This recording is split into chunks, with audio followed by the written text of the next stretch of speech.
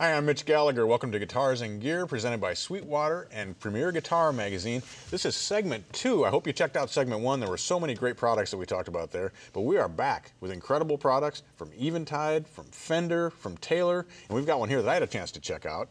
I did a video and had a chance to spend quite a bit of time with this Line 6 Firehawk FX. You can see my fingerprints and footprints are all over this. Footprints right there. Oh my Lord. I've been playing it, and I think this one might actually be staying in my rig, man, because it does so much and it sounds so cool. Oh yeah. I saw it in your office, man, and messed around with it a little bit too. Yeah, it's really, really cool. He was willing to share it with you? Oh no, it was I wasn't in there. Yeah, he had no choice. I was gone. He's just sneaking into my office and checking stuff out. Well, let's check out the video and see what this thing can do.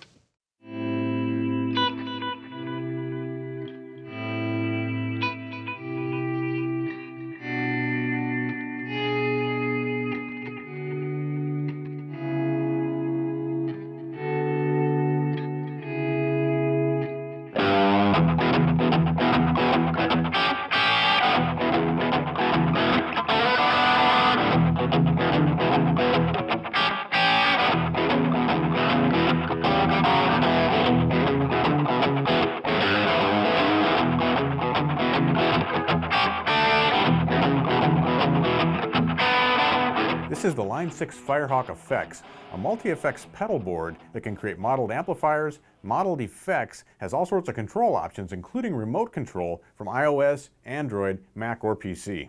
Let's take a tour of the Firehawk FX. You don't have to have an iOS device, an Android, or a computer to use it. You can use it just as a standalone multi-effects processor, which is basically how I have it set up here. The great thing about the Firehawk FX is, when you take this on stage or into the studio, you have real hands-on control over what's happening inside the unit. You have actual knobs that give you control over drive, master volume control, tone control. You have bass, mid, treble. You also have an effects control and a reverb control, so you can reach right down and tweak those as you're using it. You also have built-in on-off foot switches that turn different effect stages on and off. You can program those, for example, to turn a distortion on and off, to turn a compressor on and off, a reverb, a delay, so you can instantly step on those as if you're using a pedal board. You also have a built-in control pedal that can be set for volume or for wah, and you can plug a second pedal in if you like. There are 128 onboard factory presets, and you can also save your own sounds into the Firehawk FX. On the back panel, starting from the far left, we have an input for a second expression pedal. This allows you to have the built-in pedal, say, serve as your volume pedal, while the second external pedal serves as a wah pedal, so you can have both those functions simultaneously. Next up, we have our guitar input on a 1/4-inch jack. Then we have stereo effects sends and returns, and that's switchable in level, so you can use that either with stomp boxes or with rack mount effects. We have 2 sets of main outputs on XLR and on 1/4-inch. The XLRs are the perfect level for plugging into a recording console, into your audio interface on your computer, or routing to a live sound console. The 1/4-inch outputs could be routed to a guitar amplifier or to any other source that will accept that level of input. We have a stereo headphone output for private practicing. Then there's a Variax connection that allows you to directly connect one of Line 6's Variax guitars and take advantage of all the features that those guitars offer. Finally, we have a USB port that allows you to hook the Firehawk FX up to your iOS device, your Android, or your computer, and it actually allows the Firehawk FX to serve as a recording interface for your system. The Firehawk FX comes loaded with a wide range of presets. As I mentioned, there are 128 factory presets on board, and those range from dry, heavy rhythm type sounds to more lead-oriented tones,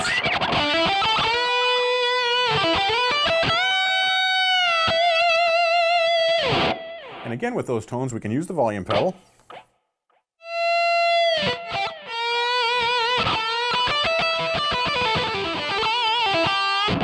or we can step down as with a real volume pedal and turn it into a wah pedal.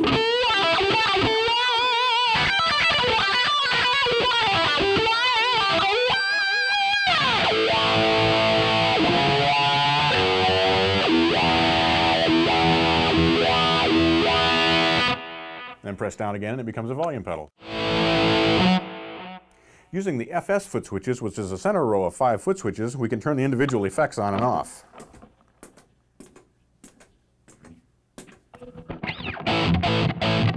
So here we've got just a dry sound. Now we can bring the reverb back in. We can bring the delay back in. We have a modulation effect. Put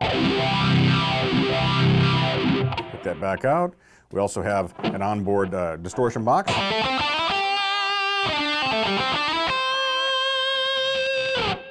And we have a compressor.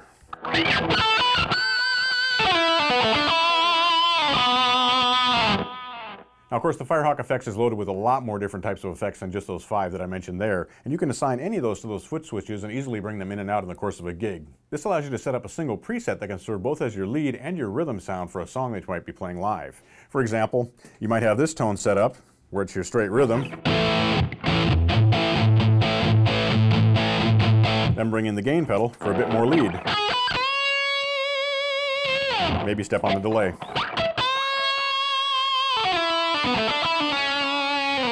There are different colored lights that surround those 5 switches. When you step on a switch, it lights up to let you know that effect is active. And this is great on a dark stage. You can always tell exactly what the status is of your Firehawk FX. The 128 presets in the Firehawk FX are arranged into banks of 4, and you can control those using the up and down arrows, which select the different banks. Then the 4 ABCD switches at the bottom of the pedal board select among the presets that are in that bank.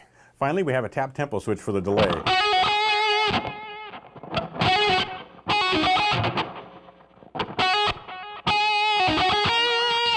If you hold that switch down, the level indicator around the master volume control turns into a tuner.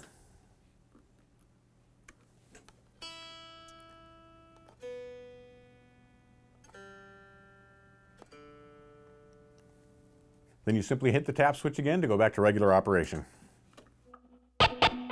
The master volume control in the Firehawk FX actually has 2 modes of operation. Now we'll look at this more in depth a little bit later, but basically the way this works is when the surround around that master volume control is red, you're controlling the master output level. When the surround is white, you're controlling the level of the guitar.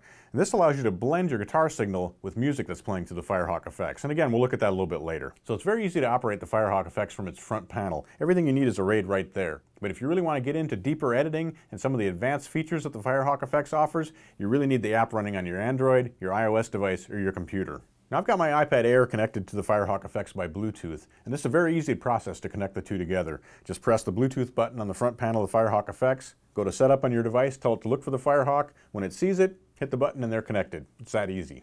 So this is the Firehawk FX app running in my iPad Air.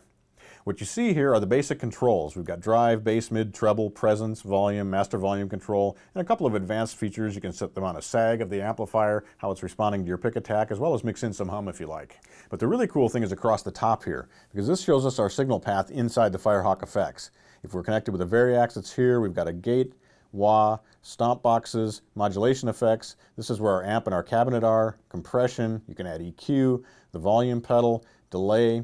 There's also the external effects loop, which you can switch on and off per patch. And then there's finally the reverb as well. You see these little numbers above those different stages. Those correspond to the FS switches on the front panel of the Firehawk FX. And you can see that the colors match up. So our block here for the delay is green. And if you look down at the 4th switch on the Firehawk FX, it's also green. It's very easy to go in depth and edit our sound at each of these stages. For example, if we want to work on the distortion, we can simply click the distortion stomp box, which is right here, and the parameters for that immediately turn up. We've got drive, gain, and tone, and the model we're looking at is a screamer, which one would assume is a tube screamer type of effect. Now we aren't hardwired to a tube screamer here. In fact, we can have just about any effect we want in that location. If we click here on the type button, we'll see all of the different models that Line 6 has available inside. You can see that some of those here at the top are HD models, which are going to give you the best sound quality. And you can scroll down to some of the other models as well. So when you select those, for example, if we choose the facial fuzz, it will select there. We can choose done. And now it's changed to that particular kind of effect.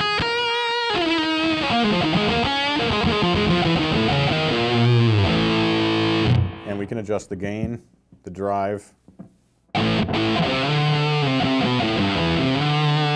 the tone.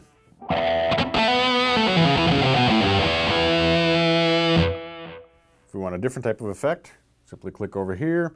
We can go to, let's go to the HD buzzsaw. Click done. And we have a different variety of parameters set up here. We have full bass, mid, and treble on this particular one.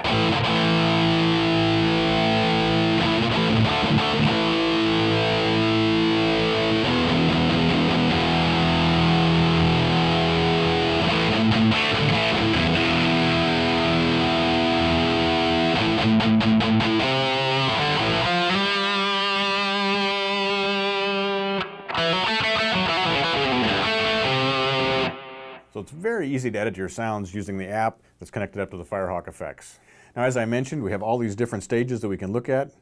Here's our noise gate, our stomp. We can set wah parameters if we like, and that actually reflects the position of the pedal when we're in wah mode here. Go back to volume. We already looked at our stomp box. We have modulation effects. And again, we have all types of modulation effects in here, everything from analog choruses, all types of vintage things that have been modeled, some unusual things as well. We can look at amps and cabs. So here we're looking at a Solo 100 overdrive. We've got a variety of different amps we can look at here, everything from vintage type amps to more modern high gain amps. Next up, we have our EQ block, and that gives you a basically parametric EQ that allows you to work with the lows, the mids, high mids, and the highs. Next up, we have two settings for our volume pedal. We can set the minimum position for the pedal and the maximum position, so if you want to constrain it to a particular range, you can do that. Here's where we turn the effects loop on and off. We can set the levels that are going to the external send and the external return, as well as the mix, so you can do parallel effects if you like. And finally, our reverb. And again, we have a variety of different reverb types. We have spring reverbs, 63 spring reverb, plate reverbs, rooms, chambers, halls, lots of different reverb types that you can choose among. So you can really get in and fine-tune the sounds exactly the way you want them with the Firehawk FX. You have such a broad range of effects, a broad range of amplifiers, lots and lots of control over exactly shaping the tone the way you want it. Now you can also look inside the app at the entire list of all the presets that are loaded inside the device. So here we've got our banks of 4. And as you step through those, if we go to Still Got the Blues, for example, here, the pedal will change to reflect that. And we can also look at the parameters for that particular sound.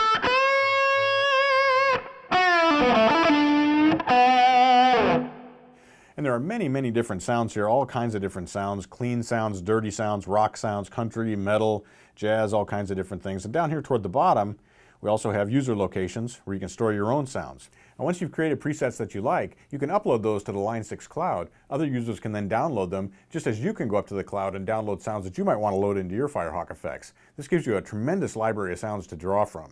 But it goes beyond that, because the Firehawk FX app is smart enough to look at a song you're playing and to go to the cloud and try to find presets that match up to it. Here's how that works. If we select Tone Search, it looks at whatever song you're playing, or you can type in the name of a song, and it will try to match a tone to whatever's happening inside that song. Now it does this by looking at how users have tagged those.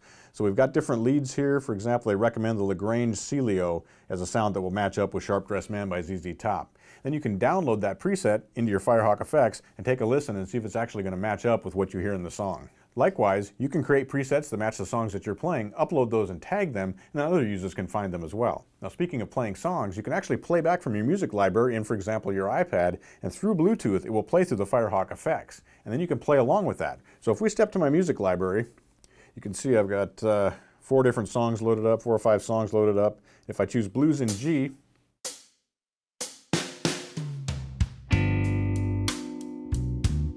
so what you're hearing there is the music being played from my music library inside my iPad over Bluetooth into the Firehawk FX and then into the cameras. Now I can play along with that if I like.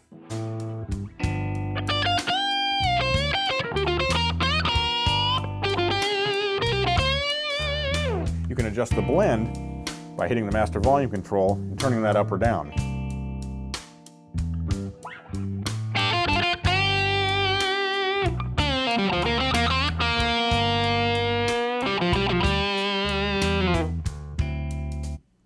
But you can also play along with other apps over Bluetooth. So if we go back here, let's get back to our Firehawk FX. We'll go to a clean tone. Open up our editor once that loads. Now we can go to my other apps. For example, we can look at metronomes here. Have that play back over Bluetooth. Maybe I don't want to play quite that fast.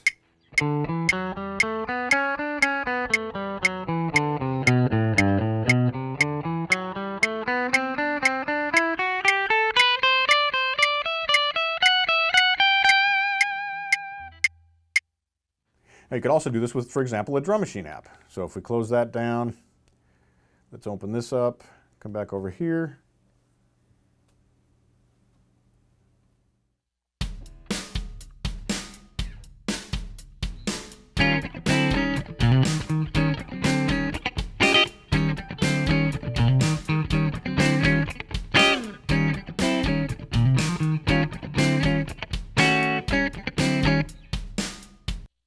This makes the Firehawk FX the ideal practice tool because you can load your tracks, play along with them, you can have different drum beats, you can have different metronomes. Anything that you can play on your device and stream over Bluetooth will come right through the Firehawk FX and you can play along with it.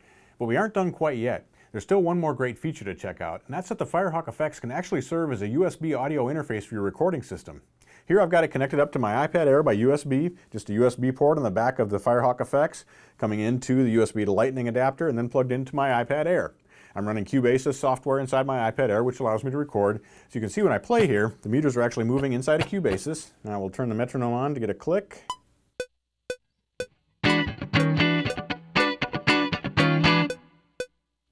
And we've recorded our part, and we can continue overdubbing on top of that. I hope you've enjoyed this look at the Line 6 Firehawk FX. It's an amazing device that serves so many functions, whether you're in the practice room, on the stage, or in the studio. I'm Mitch Gallagher.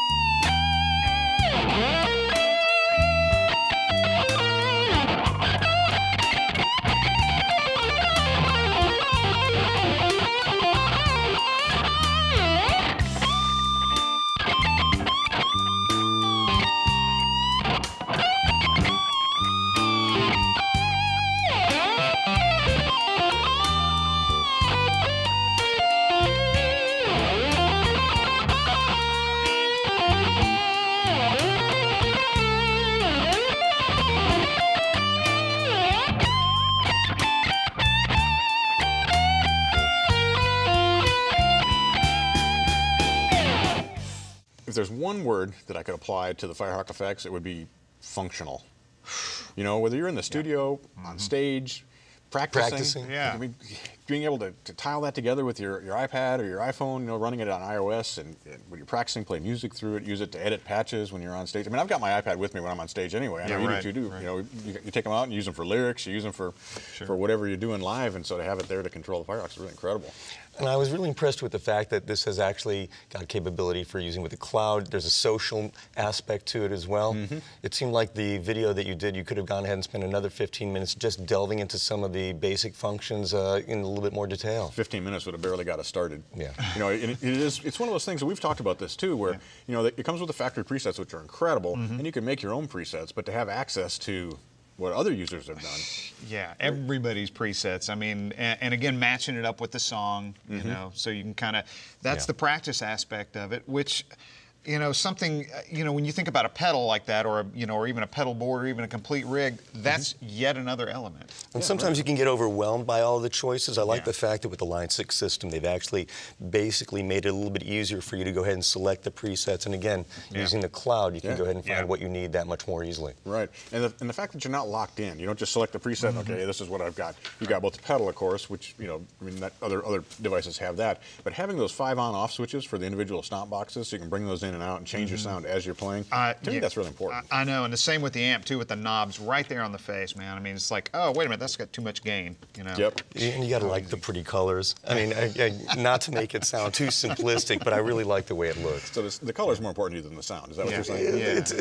It helps build Is the this package. color coordinated with my amp and my guitar? That's really what's important. John likes the pretty much. Yeah. Pretty much.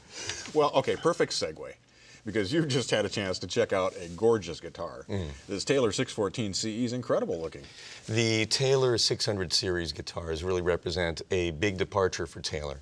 They're going ahead and embracing a very plentiful tone wood. They've completely redesigned the 600 series from top to bottom. Andy Powers has gone ahead, redone the bracing, just rethought the guitar line to take advantage of maple. I think you'll see in the video, it feels and sounds great. Let's check it out.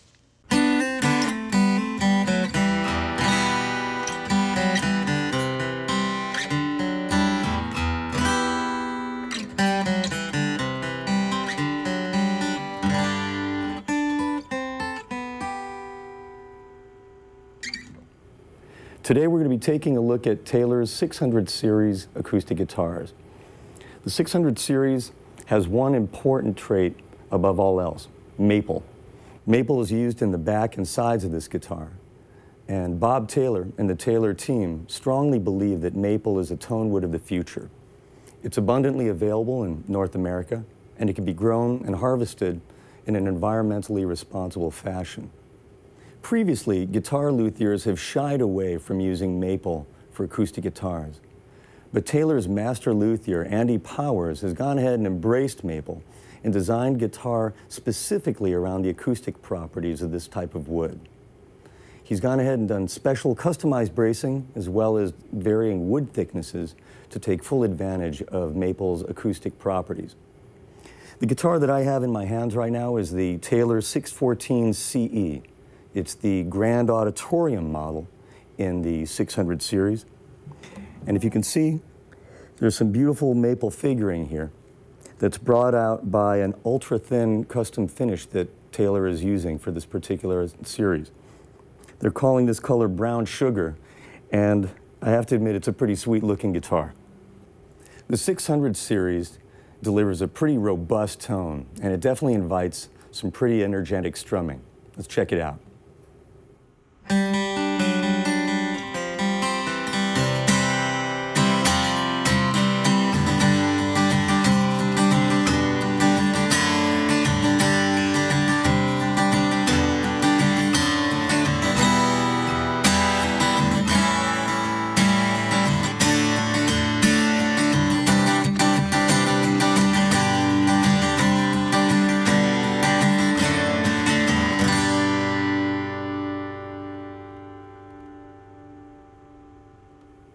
The Taylor 600 series also lends itself to gentler playing, in part due to another interesting feature. The Sitka spruce top is torrefied. Basically, it's a process where the spruce is very carefully roasted, and by doing so, it gives the wood an aged, richer tone when it's used in a new guitar. I'll go ahead and give you an example of what it sounds like when playing a little bit gentler finger-picking passage.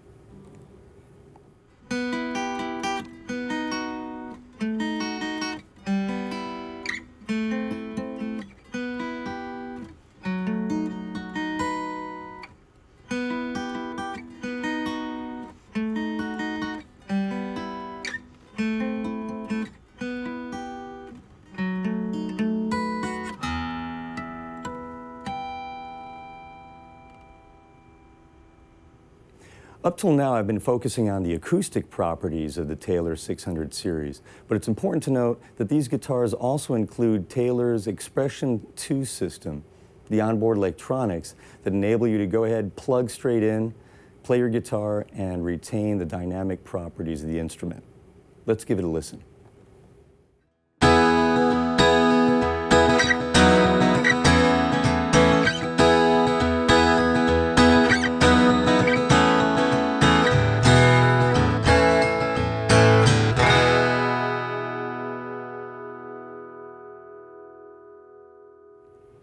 Taken as a whole, the 600 series shows Taylor guitars moving forward in some really innovative ways and using maple to offer guitarists a very visceral, satisfying playing experience.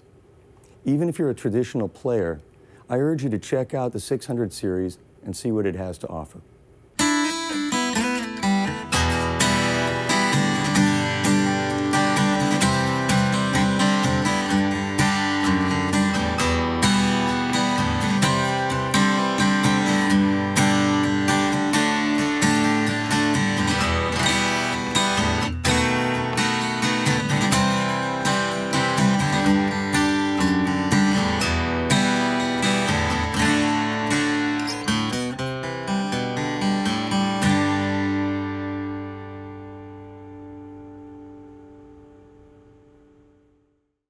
John, it looked like you were having a great time playing that guitar. Did it show? Yeah, a little bit, yeah. I had a great time playing the guitar. And again, I think for the surprise factor of like realizing how much maple can actually be used as a really gratifying, viscerally good feeling tone wood.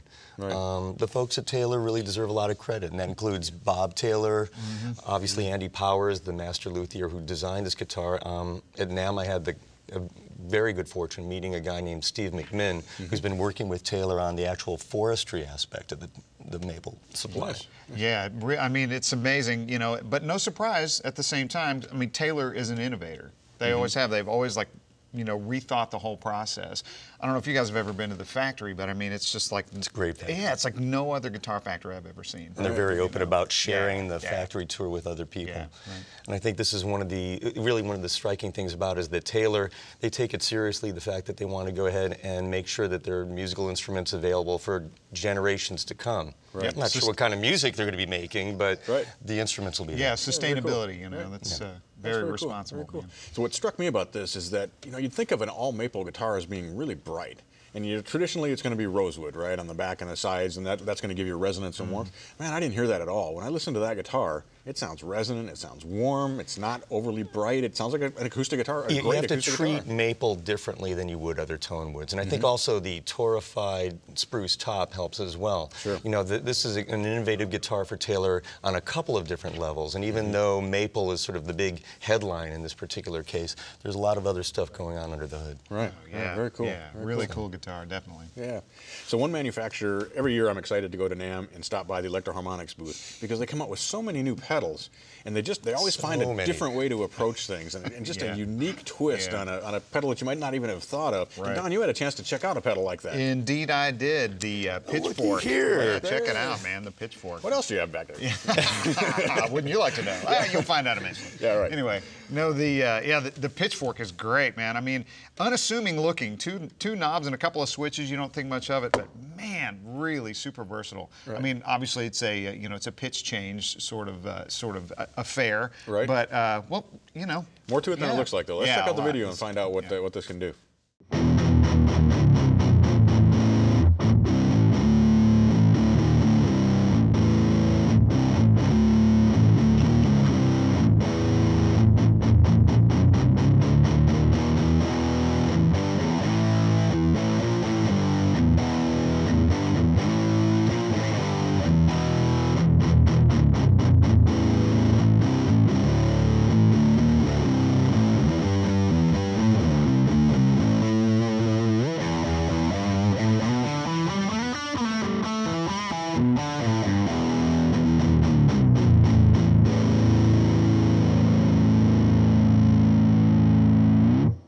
The Electro-Harmonix Pitchfork is a polyphonic pitch shifting pedal. And as you heard in the intro, it really tracks great, really sounds great.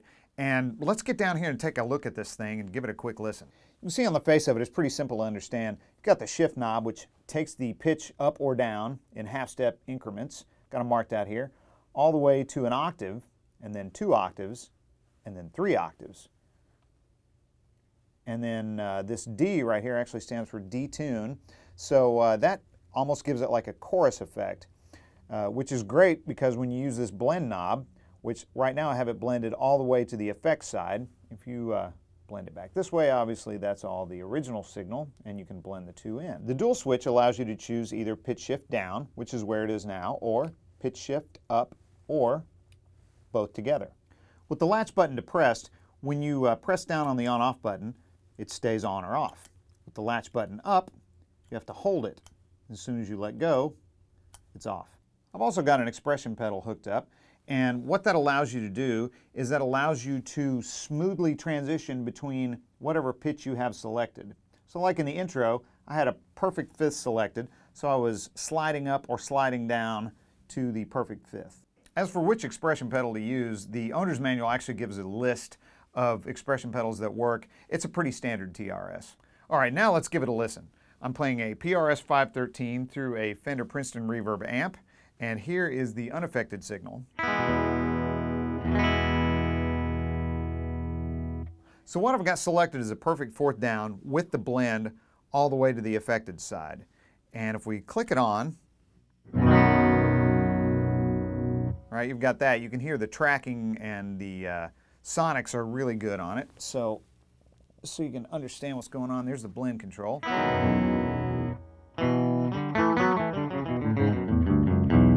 Right, that's at 50%, and then here is the blend control all the way to the dry side.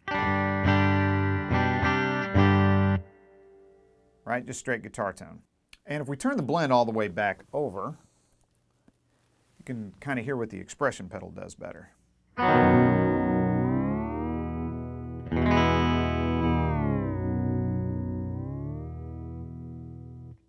So just for reference, here's the pitch shift up mode. I actually chose an octave.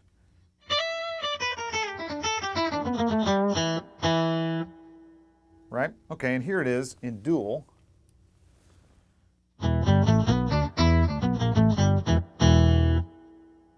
So that's an octave up and an octave down. And then, if you put the blend control in the center, you've got all three.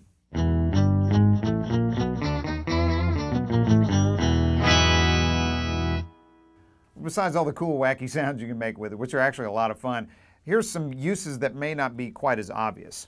For example, the detune mode. I mean, this thing is really cool. It's basically sounds like a chorusing type effect. So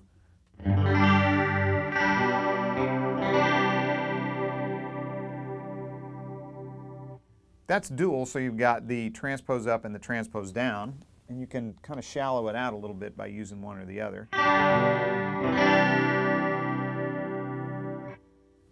That's the down, and here's the transpose up. And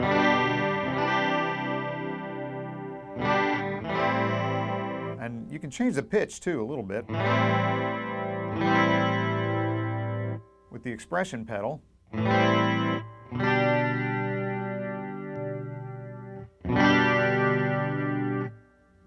So you see you can dial in a lot of different flavors of modulation. There's so many uses for using it to retune your guitar, basically. Imagine you've got something, you've got a song where it's a riff, right? I mean,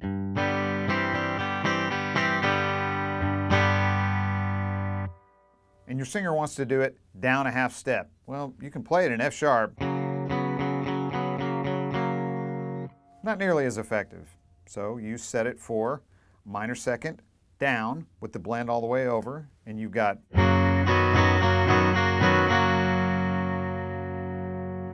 instant retune. So I'm using a Boss Wazacraft blues driver for my distortion sounds, and it's interesting, you can configure it either way, either with the pitchfork first in the chain or the distortion pedal first in the chain. Depends on how you want it to sound. Personally, I'm using it this way right now. I've got the pitchfork first in the signal chain, and to my ear that sounds better if you want to use it to retune the guitar. However, if you want that cool kind of wacky effect sound, it's almost better to flip it around. Let me show you the difference. I've got the pitchfork set in dual mode, and I've got it set for a perfect fifth. And I've got the blend control set in the center, so I'm getting all three signals simultaneously. And right now, the pitchfork is first in the signal chain. So let's listen to that.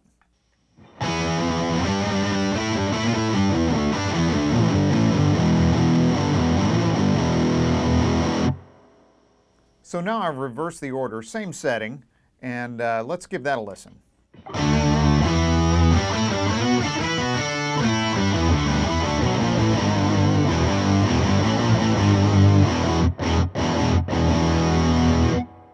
Sounds great either way. It just depends on your application and what sounds good to your ear. So here's another standard application. I've got the interval set for an octave up, and I've got the blend all the way to the effects side, and I'm going to use the expression pedal. I do also want to say that the pitchfork works absolutely fine without the expression pedal. It's just a lot more fun with it.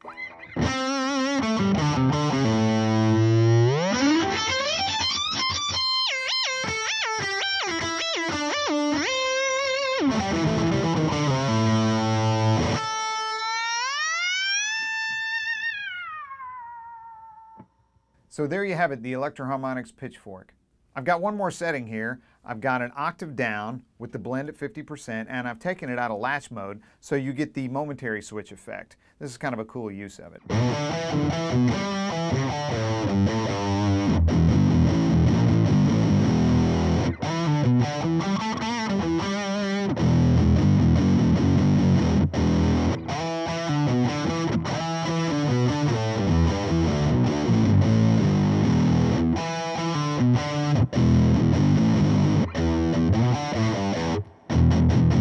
Don, it looked like you're having a great time with that pedal. Oh man, this thing is so much fun. It really is, man. This is a fun pedal to play with. So one of the things I was curious about is you had an example there where you were playing in dual mode at perfect fifth. Yeah. But it sounded like it was a perfect fifth up and a perfect fourth down, so it must be doing the inversion there. Right, it's doing the inversion for you, so it stays harmonically correct, maybe? Is that the word I'm looking for? Yeah. You know, So otherwise you'd get an augmented octave, a ninth, you know, which isn't going to be quite the same harmony. Wait, I didn't know there was going to be music theory in this Yes, particular round table. Augmented octaves for the rest of this segment.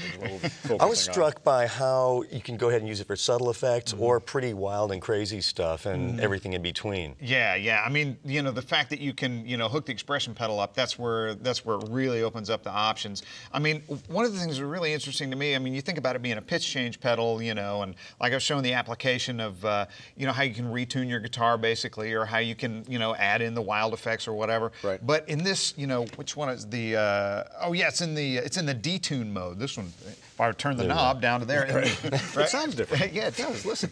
No, but you know, when you go into the detune mode, right, you've got the, especially with the pedal, you can increase the depth or decrease the depth, and I mean, there's your subtle. Yeah. There you go. And that's an old studio trick, to use that detuning to thicken the sound and spread it into stereo and to be able to control it with your foot, bring it in and out and increase the intensity. Pretty cool.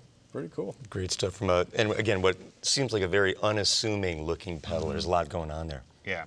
That's a really cool pedal. I mean, so many different options there for working with pitch. Yeah. But let's talk about a guitar. Okay. Don, you had a chance to check out one of the new PRS S2s. They have this whole series of these guitars, and we saw one in segment 1. Right. But this is a standard 24. Yeah, the standard 24. Again, you know, like you said, the S2 format.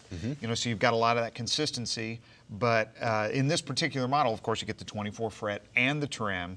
And, you know, just, really cool. Right. It's interesting with the 24 fret version of this, and in another segment we're going to see the 22 fret version, but that slightly different placement of the neck pickup because of the longer fingerboard and having access to that full octave. You were doing some bends up to F sharp and getting way up there. It really is he's a different 24th guitar. fret type of guy. I never knew that until now. Every fret and beyond. That's right. When Don's the entire range of the instrument. Yeah, let's check out the video. Let's do.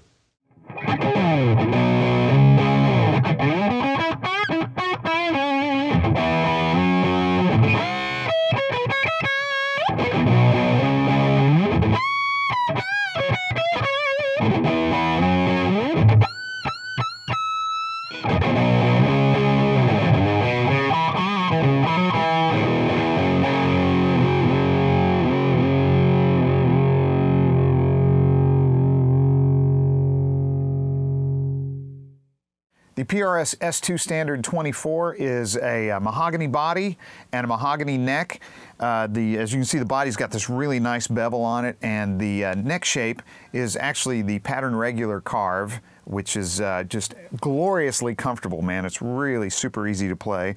As you can see, it's a 24 fret model, and so you've got this super nice cutaway for the easy access up here. You can get all the way up to that bent. That's a high F sharp. That's way up there. Got two HFS humbuckers. They're exposed coil, but they've also got adjustable pole pieces on it. Very nice, good sounding pickups. And if you pull up on the tone control there, it's a coil tap, so you're in single coil mode. Very awesome. You've got three-way switch, classic combination there, and your volume control. It's got the PRS S2 tremolo, very nice, real smooth action, stays wonderfully in tune. It's a 25-inch scale length, right? And you've got locking tuners, the patented PRS locking tuners. All right, let's dig in and check this thing out. I've switched to the bridge position in humbucker mode, and I'm on a clean sound. Let's give it a quick listen. Right, nice big fat clear sound, and the taper on the volume and tone control, really nice, man. Check it out.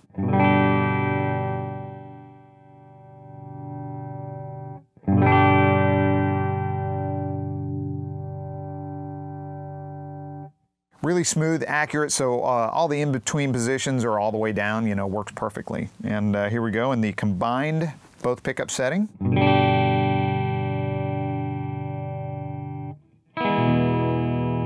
And finally, the neck position. And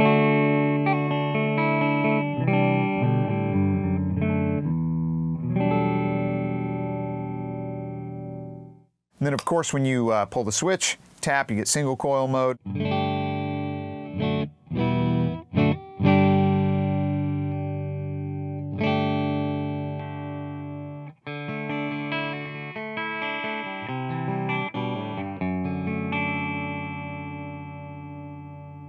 Nice, clean, sparkly sound, all 3 settings, you know, really good. Makes the guitar super versatile. So there you have it, the PRS S2 Standard 24.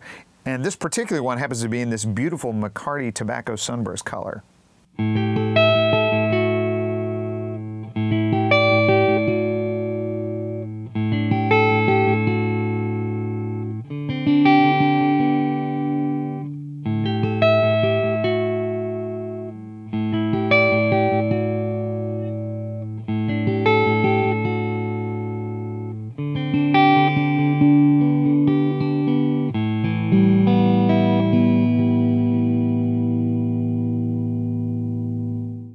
PRS, I mean, what can you say? I know, man. You just got the tone, and certainly the playability, the quality, and with this S2, I mean, they've wrapped it up into such a cool format that's really affordable. Yeah, and that's the really amazing part is that it's affordable. An American-made guitar that comes in at that American price. made, and again, the fact that you've got access to all 24 frets, and you know, some players out there, it's a really meaningful thing to them, especially when you start talking about shredders who do need to get the access up there and be able to wail away. Right, and that cutaway is perfect, man. Your hand just fits right in there. Just goes right up there, yeah. And the trem felt good to you? Oh my gosh, man, I love PRS trims. I mean, I know you're a PRS guy. No, but they really got that trim tweaked out. You know? Yeah, it's so smooth. Yeah. And you know, the sustain that you get from it is incredible too. Right. So let's talk about low end. Okay. Let's talk about low basses. end. Go on the other way. I've got the Radial Bassbone here. This is the Bass Control Center V2. Second version of the Bass Control Center. Cool. So you know, I've got classical guitar fingernails, so I'm not going to hold this up. So you, you hold that up and show, show the people. The official hand model here. Yes, use the official hand model. Very, very nicely done. This pedal, I mean, if you're a bass player, it kind of brings your whole rig together right into one spot. Yeah. Put it on your board or just put it on the floor. Multiple basses, you can have effects, you can do boosting, muting, tuner output. I mean, well, let's watch the video. I mean, there's so much that this thing can do.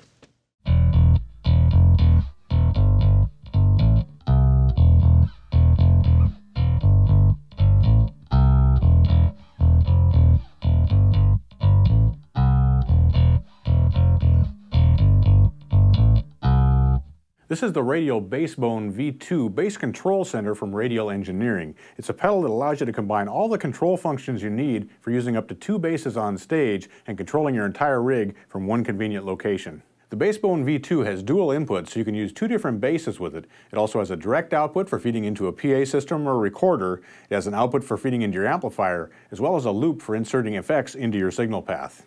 So let's take a tour of this pedal and see all that it can do. Right now I'm plugged into input number 1. We have a switch here that allows us to select between the 2 switches, and we also have 2 different signal paths. The second signal path is one that's highlighted in yellow. We'll be talking about that in just a second. As I mentioned, we have 2 inputs into the Bassbone V2, and we can select between those using the select switch, and an indicator light tells us which one is active. In this case, the green light is on, so input number 1 is active. If we press that, we get the yellow light indicating channel 2. So we'll go back to channel 1. Now we have an EQ available here for channel 1. It has 2 different presets as well as a flat input. Here's our flat input. Here's tone A.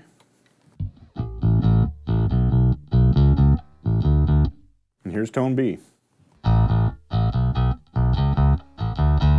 right off the bat, you have quite a bit of flexibility for shaping your tone there just with that switch. The Bassbone V2 also has an effects loop built in, and you can use a switch here on the front panel to apply that either to channel 1, channel 2, or as I've got it set now, to both. So when you step on the loop foot switch, it engages that loop and assigns it to whatever channel you have selected using the loop switch here. I've got one of Radial Engineering's tri-mode tone modes plugged into the effects loop right now, and it's giving us a nice distorted sound. So here's our clean signal. Now I'll step on the loop, which will bring in the tri-mode. And that gives us all that distortion from the pedal. But we're not done yet, because there's also a loop control on the front panel that allows us to balance whether we're getting dry signal or wet signal or some combination in between. So right now I've set to fully wet, which means we're going 100% through the effect. I can turn that loop control all the way to dry, and we'll get the straight bass sound.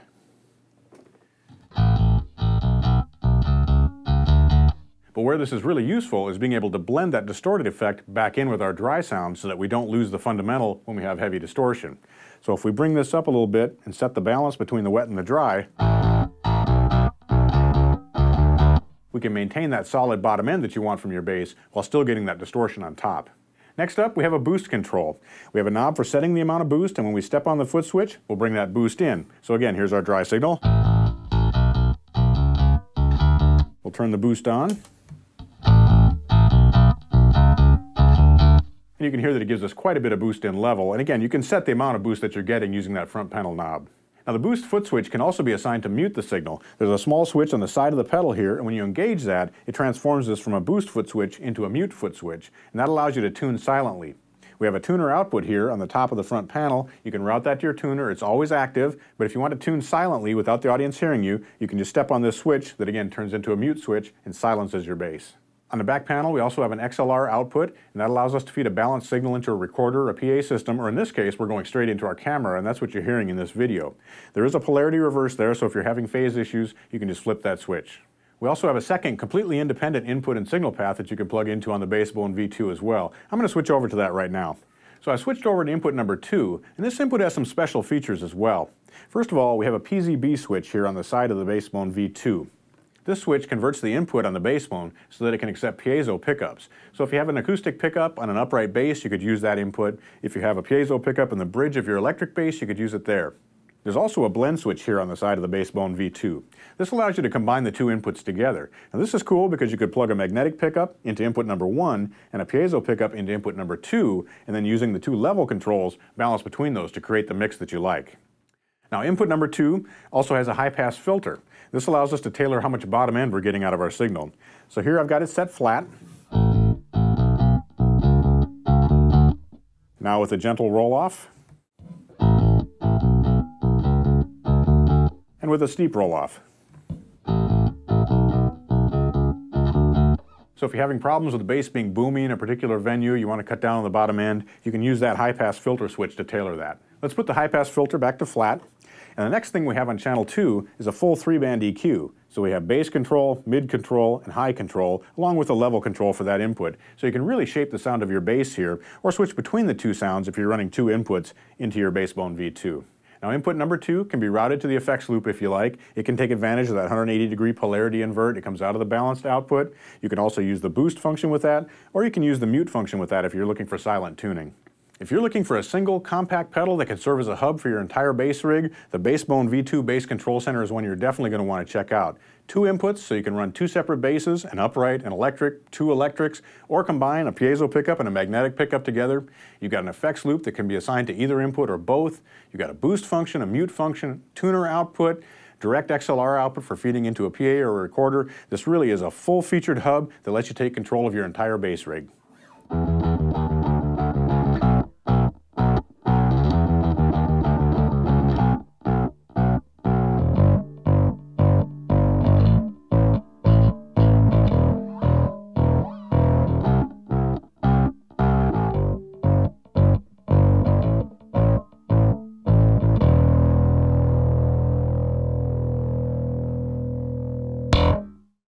You know, Radial Engineering has all these boxes that are so cool. You know, they cover so many different applications. They're so functional. Problem solvers. Exactly. Absolutely. Exactly. And this is definitely one. If you're a bass player, I mean, it kind of takes care of everything for you. Yeah. And it's the details that I think the folks at Radial Engineering really concentrate on. The PZB switch, the fact you can go ahead and flip the polarity on the XLR. These are real-world sort of solutions that may not necessarily seem sexy, but if you're a gig musician or if you're in the studio, it's essential. Practical application in a small package, you know, and great sound and DI out, man. Yeah, Killer. absolutely. Yeah. Absolutely. So speaking of great sounding, you had a chance to check out the Eventide H9 Max. Now I've got one of these. It's on my pedal board. You've seen me using it at the gigs. Yeah. And man, it covers so much. But tell us about this sir. pedal. What are we talking about here? Oh man, well, you know, it's the same. It's the H9, obviously, but with the Max, you get all of the algorithms. Like that comes included. So it's fully loaded. Yeah, it's got basically everything that everything. Eventide does, and their factor pedals and all the extra stuff. Everything they do and more. And more. There's even a looper in it now. Yeah, they just added a looper to it, so it's. I mean, we're talking full-featured. Yeah. And you can control it via iOS if you want to, or from the front panel. You know, I think that's something that people overlook is that there is front panel. Well, show us the video. Let's check that out.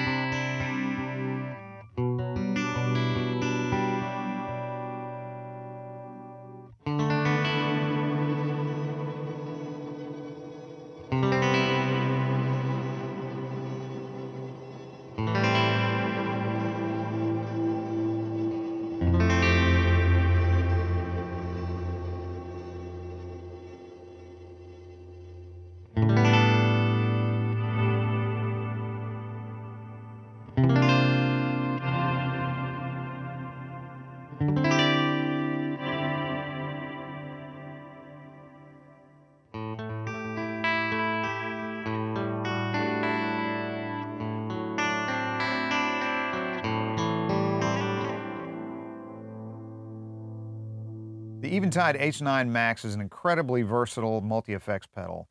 It's based on all of the factor pedals that Eventide has. It's also based on the H3000. There are 45 different algorithms for the H9 series, and what makes the Max special is that it comes preloaded with all 45 of those algorithms. Now with the other H9s, you would go to the App Store and purchase the algorithms that you would want, but again with the Max, they're all here, and you can see here's just a partial list. You can kind of scroll through a few more. There we go. You can scroll through a few more. You can see that all of these come preloaded. So just to be clear, you can absolutely use the H9 Max without the app or without an iPad or an iOS device. No problem at all. It's fully functional within itself. The app makes it much easier and much more visual. On the face of the H9, there are 2 switches, a dial, and 5 knobs, and those are all fully customizable. You can have them set up to do whatever you need them to do. And as far as inputs and outputs, we have stereo in, stereo out. We also have an expression pedal input. There's MIDI in and through on the side over here, and you've also got a USB input. The USB is used to connect to computers, like if you want to connect to a PC or a Mac, and how I'm connected to my iPad is through Bluetooth. Another really great feature of this pedal is that you can customize the input level and match it exactly for whatever instrument you're playing. It's, you know, great. This is a Stratocaster through a Fender Princeton. I mean, a pretty simple rig, and it sounds great. It's not overloading the input, you know. It's just works perfectly.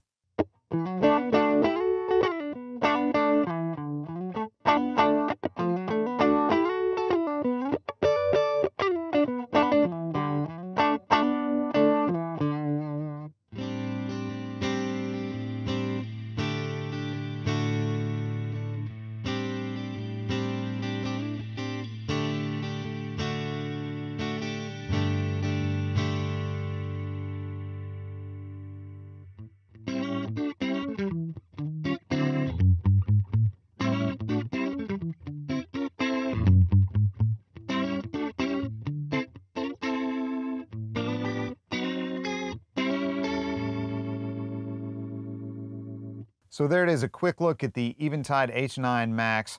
Really deep pedal with a lot of cool sounds. Very awesome. Love this thing.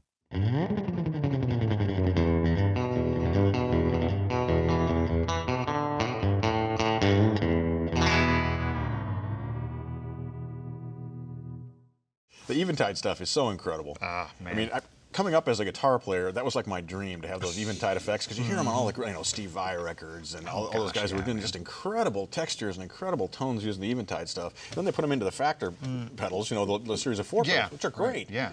But having them all in one box like this, and the interconnectivity is so seamless. I mean, I was playing it through a single amp. And you're still getting all that depth and all that quality. Does it have, I mean, truly the feel and the responsiveness that you're looking for? Yeah, oh, yeah. Absolutely. Yeah. How easy is the app to use? The app is just a breeze. I mean, there's nothing to it. It'd be really easy to be overwhelmed with all the choices and all the options in it, but the app just lays it out so, easily. But you can, on stage, you can take that out there. I've got it on my board. Yeah. And I've got a MIDI switcher, and I step on it, and it goes through the presets. But at the last gig I was at, I was like, man, I could use a little bit more delay level on this one patch. Easy enough to just tweak the tweak the I mean, settings. and that's what the hot button thing is all about. Is you can just assign whatever you want to be the hot button. So you can go, this one needs a little less level or a little more depth or whatever. Right. So looping has become really a big thing, right? Yeah. Recording a loop, having it play back. I'm doing a lot of it. I'm doing it for practice. I'm doing it for songwriting. And you're seeing guys use these on stage, singer-songwriters, but using them with bands too. You don't have to just be a singer-songwriter to use looper pedals. And just by coincidence, I have a new looper pedal here. Hey, look at here. They introduced at the NAMM Show. This is the Nano Looper 360. Don, hold that up. Oh, yeah, absolutely. Check it out. I'm going to give you an order. Don, hold that up. You must. You must hold that up. Yeah. So what's cool about this pedal, you can have 11 loops in memory at once. A lot of this, especially the compact loopers, you can only do one loop, and if you want to do anything else, you have to erase the old loop. Here, you can pull the power, you can pull, do your looping at home, take it to the gig, and you're covered. Yeah, you're set to go. I mean, that's 11 loops. That's a lot, man. Yeah, whether you want a song arrangement that you can quickly switch among, or just being able to have 11 different parts that you can bring in and out. Really a cool pedal. Let me show you what I mean. Let's check out the video.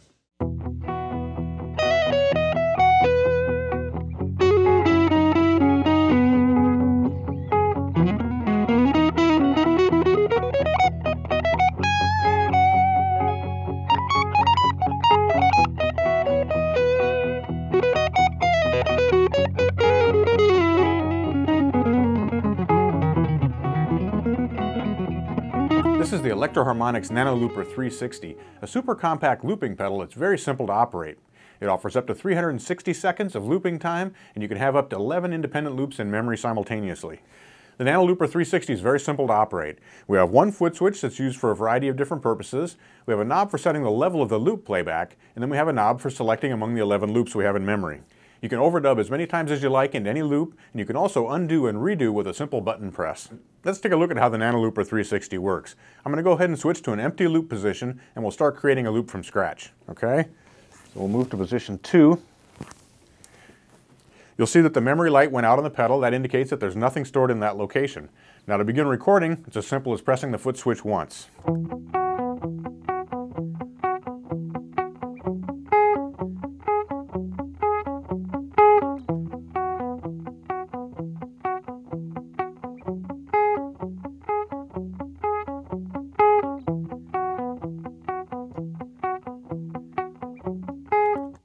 To stop playback, simply press the foot switch twice. Now recording overdubs is even easier. Simply start the loop playing back and press the pedal once.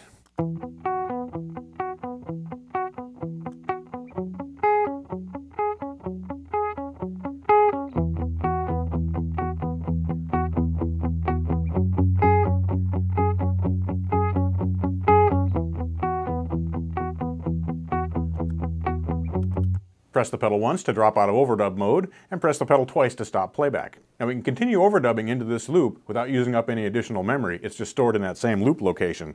So we can continue doing this as many times as we like.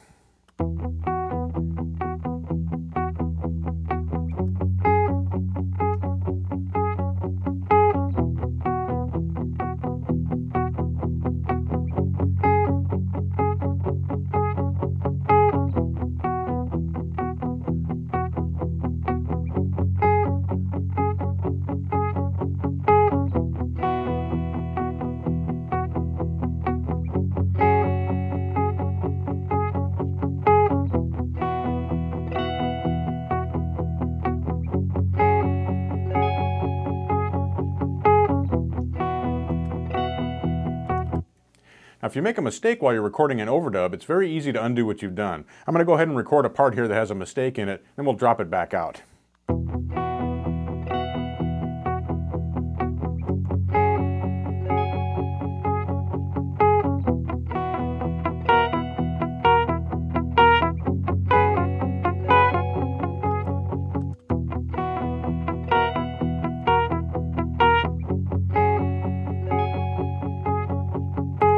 So it's very easy to undo if you make a mistake while you're overdubbing. And in fact, you can redo, so if you decide you want to bring that part back in, that's very easy to do as well.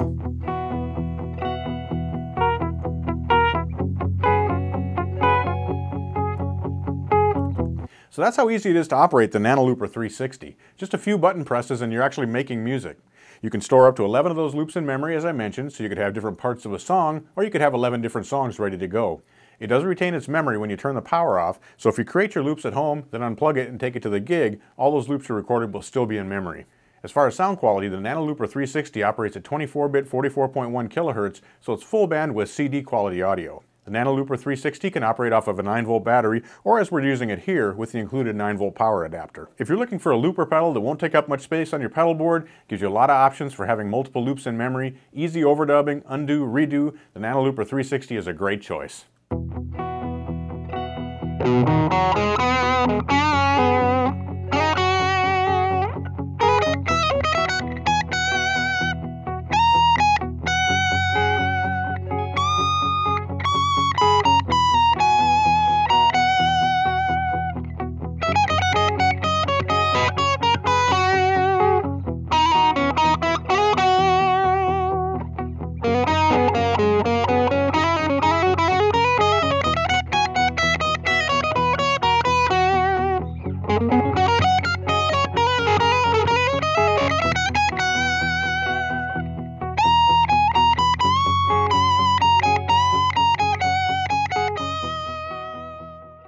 I had a blast playing with that thing. Yeah, nice job, Mitch. Really nice. Thank you, thank you. Yeah, I mean, it's so fun. You know, I think what it, for me as a player, what it makes me do is really think about the essentials of what goes into making a section of a song, if you will. I'm going to have this as my bass. I'm going to build on top of this, and it really makes you think in an arranging sense. So just from that standpoint, aside from everything else that you can do with a looper, to me it's really valuable. Oh yeah, and one of the things that I like to do when I'm creating a loop, especially if it's from scratch or whatever, is I'll like to make a bass line, I'll go to the neck pickup, turn the tone down, maybe play with my thumb, so it has a completely different sound, and then that's your, your loop one layer. Right, and then build on top of it. Build on top. Finding all those interlocking parts and things, to me, that's really a creative use of those. Ease of use, how would you rate that? You saw it on the pedal, right? One push to record, one push to play, two pushes to stop. Yeah. What else do you need to know? Right. Kind of covers the gamut. It really does the trick, and it seems like it's a good sort of entry level for people who may be just getting into looping, and still it has enough power and enough potential for anybody. I don't think of it so much as, I don't think of it as my first looper. No. Because it's a pro box. Yeah. It has the full CD bandwidth. I was getting ready to say sound quality is there for sure. Yeah. Yeah. But to your point, it is easy to use. Like a couple of button pushes and and being able to have the undo redo function, I think is really cool to be able to bring parts in and out. Even if you don't make a mistake, you could play a part and you could actually bring one part in, drop it in and out as you're playing using that functionality. So you can use it as kind of an on-the-fly. And you can be complaining about the other players on the loop and just sort of bag on it. There is no complaints about the other players. They're perfect every time. It's true. So I had a chance to check out a guitar that really knocked me out. Going back, the first guitar I built when I was 15 years old was a Strat that I put a humbucker in. Right, that's that tone, right? Started with Eddie Van Halen, and everybody did that. I was going to be Eddie. Yeah. It didn't quite work out that way. I'm a grizzled veteran instead. But having that. But you've got the aura that I'm working on it anyway. But having that humbucker tone in the bridge to really fatten that up. But what I've run into a lot, and I don't know if you guys have experienced this, but a lot of times you put a humbucker in, and the sound is so different from the single coils. It just is like, I've got two different guitars here, right? Right. And then then you're trying to emulate the Strat thing, so you maybe angle your humbucker, but then the pole pieces aren't lining up, and it's like, so you get into all of those sort of issues. Tough to get a well-integrated setup like that. Yeah. And when you do the in-between positions too, a lot of times it gets so thin. So this guitar that I'm talking about is a Fender American Strat, but it's an HSS model, which means it's a humbucker in the bridge, single coil in the middle, single coil in the neck, but it's got a very special humbucking pickup that was designed by Tim Shaw.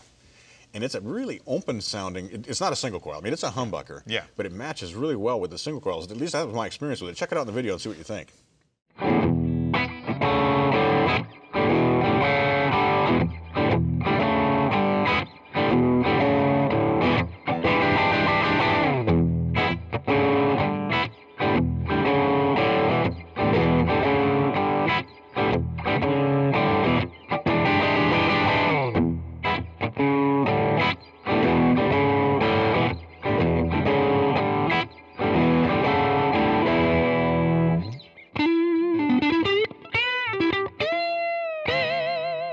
This Fender American Standard HSS Strat may look like a regular Stratocaster to you, but there's a big difference. It features a Shawbucker humbucking pickup in the bridge position.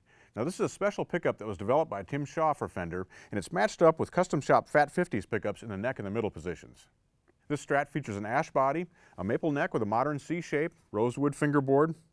We've got aged plastic parts on the pickup covers, the switch tip, as well as the control knobs, and we've got an American Standard 2-point tremolo bridge.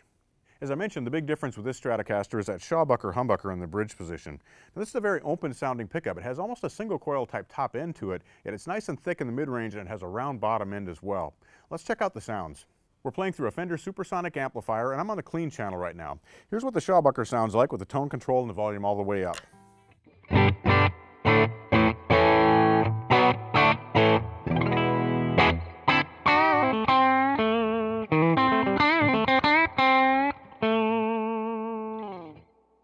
You can hear it has that bright top end to it, yet it's nice and full sounding in the mid-range. It really matches well with the single coils. We'll switch to the middle pickup, and again, that's a custom shop Fat 50s. And the neck pickup.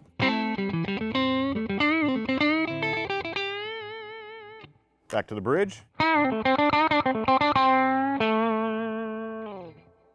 A lot of times when you have humbuckers combined with single coils, the humbucker sounds really dark. In this case, it keeps that nice open top end. Now let's listen to these pickups with some gain. Here's our bridge pickup.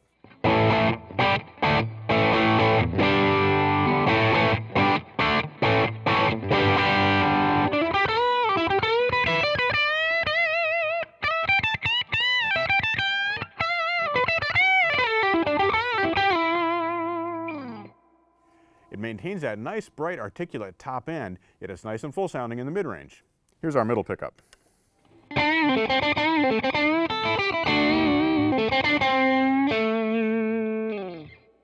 And our neck pickup.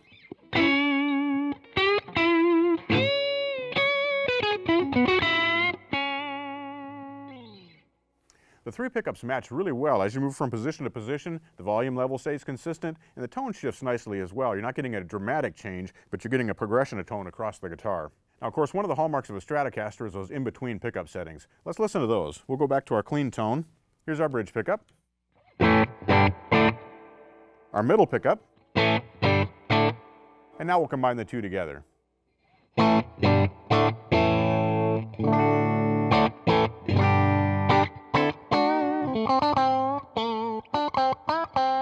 It's got that sweet quacking tone that we're accustomed to when you combine together the bridge and the middle pickups on a Stratocaster, but that Shawbucker really drives the mid-range a little bit harder, gives us a fuller tone, nice and fat sounding, particularly when we add some gain.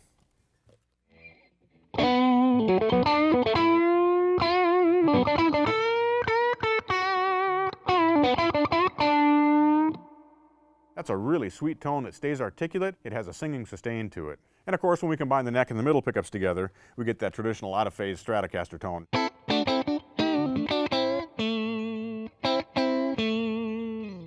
It has all that chime with a nice round bottom end. If you're looking for a Stratocaster that has a variety of flexible tones, including a really gutsy bridge pickup, then the American Standard HSS Shawbucker is a great way to go. It's a super comfortable guitar to play with that modern C-shaped neck. It has rolled fingerboard edges, so there's nothing sharp to get in the way of your fingers or your hands as you're playing.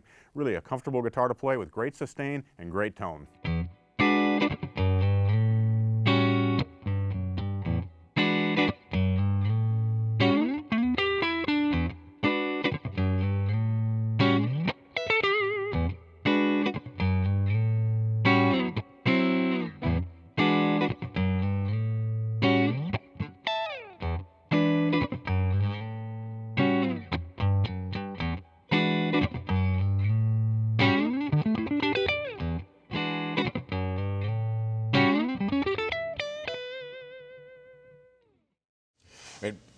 What do you guys think?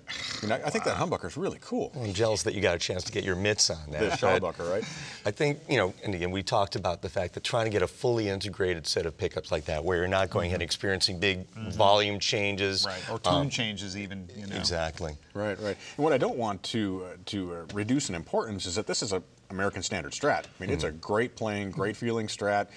Just so comfortable right out of the box, and when you plug it in with that optimized humbucker for that setting. Well, really and the good. fat 50s too, man. That's another thing that makes it easy. Yeah, it makes it easier to make that transition. Yeah, yeah, I love those pickups. They have the chime, but they drive nicely, nice fat sounding single coils. And let's face it, everybody who wants a Strat wants to be able to get the position 2 and position 4 quacking sound. So you got two dialects of quack on tap. But they're authentic. Yeah, you don't feel like you sacrificed one to have that humbucker in the bridge. So very, very cool. Yeah.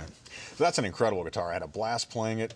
You know, I mean, what can you say? A Fender Strat. It's, no, you sounded great playing it too. Well, thank you very much. I appreciate you saying that. But that's, believe it or not, already going to bring us to the end of segment 2 of Guitars and Gear. Already? Look at all the products we look at. So many fun things. I know, man. It's fun. I mean, I'm a sucker for cool pedals. Yeah. And we had a lot of cool pedals in that segment. The Eventide H9 Max, the Firehawk, the Pitchfork, Nano Looper, Taylor guitar, the Fender guitar, the PRS guitar. I mean, so much cool stuff there. Yeah. But we have even more cool stuff coming up in segment. Do tell. More, yeah. Do segment tell. 3, yeah. We got a new amp from Orange coming. We've got a Wazacraft, which are, man, these incredible customized pedals from Boss. We've got one of their pedals coming up. And we're going to wrap things up with a new amp from Hughes & Kettner that you absolutely have to check out. I think it's a beast. It is a beast. That is a great way to put it. So be sure to join us for segment 3 of Guitars and Gear. We've got so much great stuff coming up. And thanks for checking out segment 2. I'm Mitch Gallagher. Yes. Yes, the painter. I mean, which one of those was your favorite pedals? Oh, man. It was the one with the jalapenos, wasn't it? Admit it. Admit it. The animal style pedals.